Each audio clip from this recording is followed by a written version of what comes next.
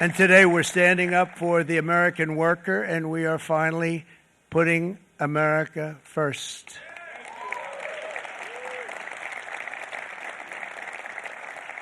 In Sleepy Joe Biden's last year in office, the United States hemorrhaged 100,000 manufacturing jobs, and the number was going through the roof at levels never seen before.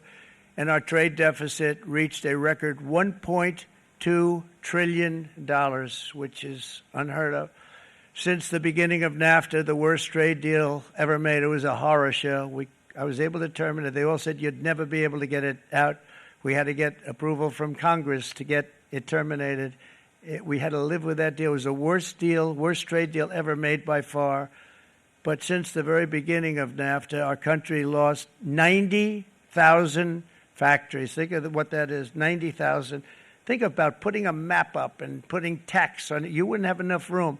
90,000. I said, is that possible? We had it checked 4 different times, and it was actually somewhat higher than that. And 5 million manufacturing jobs were lost while racking up trade deficits of $19 trillion. That was the worst trade deal ever made.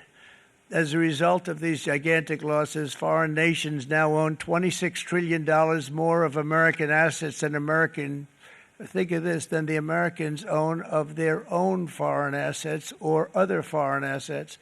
The United States can no longer produce enough antibiotics to treat our sick. We have a tremendous problem. We have to go to foreign countries to treat our sick. If anything ever happened from a war standpoint, we wouldn't be able to do it.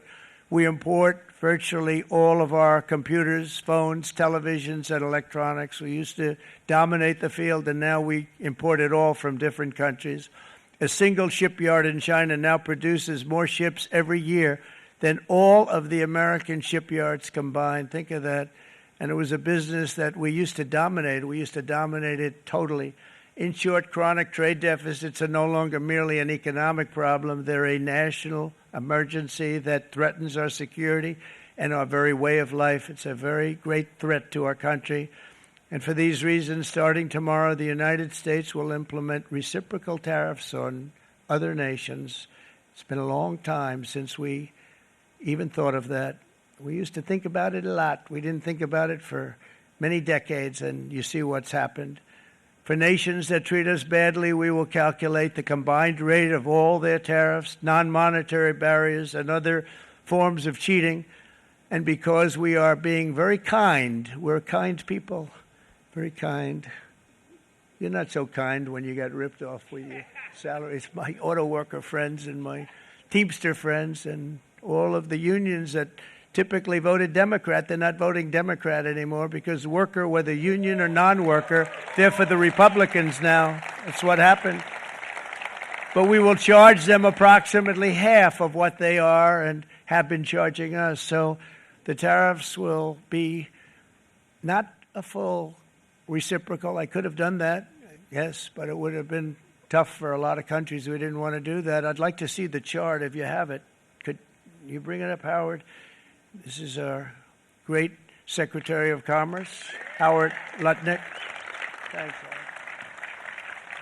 So if you look at that, China, first row, China, 67%. That's tariffs charged to the USA, including currency manipulation and trade barriers. So 67%, I think you can, for the most part, see it.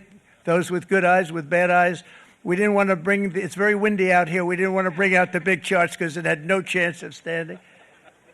Fortunately, we came armed with a little smaller chart.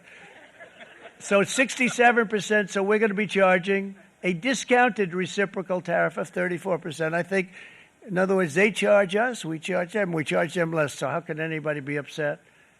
They will be because we never charge anybody anything, but now we're going to charge. European Union, they're very tough, very, very tough traders. You think of European Union, very friendly. They rip us off. It's so sad to see. It's so pathetic. 39%, we're going to charge them 20%, so we're charging them essentially half. Vietnam, great negotiators, great people. They like me, I like them. The problem is they charge us 90%. We're going to charge them 46% tariff. Taiwan, where they took all of our computer chips and semiconductors. We used to be the king, right? We were everything. We had all of it. Now we have almost none of it, except the biggest company is coming in. We're going to end up with almost 40%. Lee Zeldin's working to get their approvals. And it's an amazing company. Mr. Wei, of one of the great companies of the world, actually. They're coming in from Taiwan, and they're going to build one of the biggest plants in the world, maybe the biggest for that. But 64%, we're going to charge them 32%. Japan, very, very tough. Great people. And again, I don't blame the people for doing it. I think they're very smart in doing it. I blame the people that sat right in that Oval Office, right over there, right behind the Resolute desk or whichever desk they chose. Japan, 46%. They would charge us 46%, and much higher for certain items like cars, little items like cars. 46%, we're charging them 24%. India, very, very tough, very, very tough. The Prime Minister just left. And he's a great friend of mine, but I said, you're a friend of mine, but you're not treating us right. They charge us 52%. You have to understand, we charge them almost nothing for years and years and decades. And it was only 7 years ago when I came in, we started with China and charged them. We took in hundreds of billions of dollars from China in tariffs. And they understood, honestly. President Xi understood. He said, look, I understand. And the other countries, and they all understand. We're going to have to go through a little tough love, maybe, but they all understand. They're ripping us off, and they understood it. Prime Minister of Japan, Shinzo Abe. He was a fantastic man. He was unfortunately taken from us, assassination. But I went to him and I said, Shinzo, we have to do something. A trade is not fair. He said, I know that. And he was a great gentleman. He was a fantastic man, but he understood immediately what I was talking about. I said, Shinzo, we have to do something. He said, I know that.